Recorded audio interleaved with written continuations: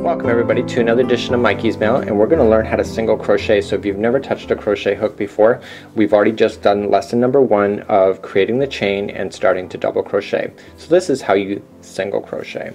So we just finished off and we're on the very edge. We have not moved up at all, and what we want to do in order to start going to, single crochet all the way to the over the row, we have to chain 1. So just grabbing it and chain 1. Now I've told you about matching post to post. Well, because we are single crocheting, we actually have to go into the very first stitch that's available, which is coming out of.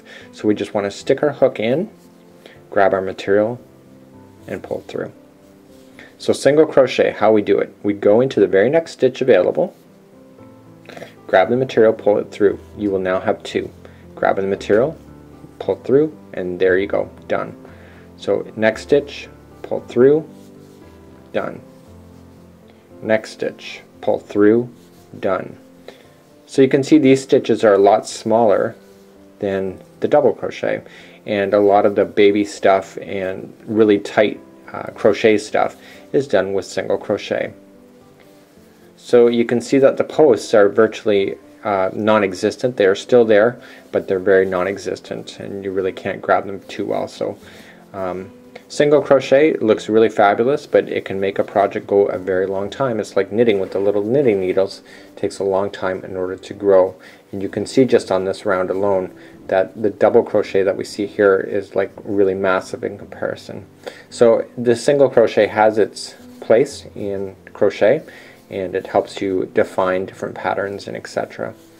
So again, we still want to pay attention to where the posts are. We're coming on the other side, and we got one post here and another, therefore we have 2 stitches left.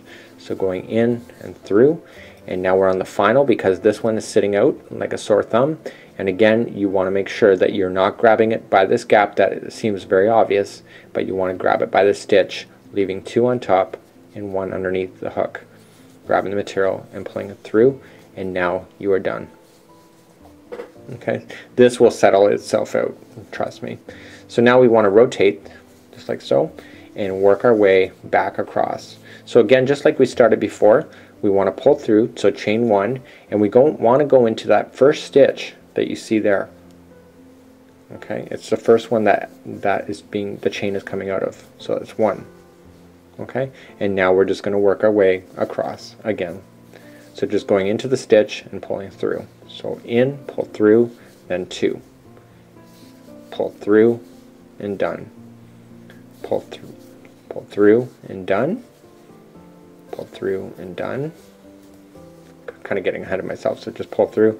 So single crochet is very quick to do, but it takes a long time in order to grow a project because the stitches are so small in comparison to the height.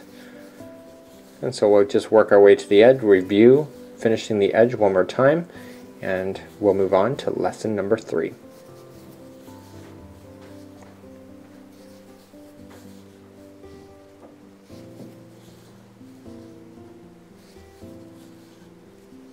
Okay, so you got 2 posts left. I can see that here because I can feel it even with my fingers as well. So you got 1 and 2, so you want to make sure you get that. So the 1 would be really obvious to you that you got to do it, but the final one is not so obvious. That's where a lot of people goof up.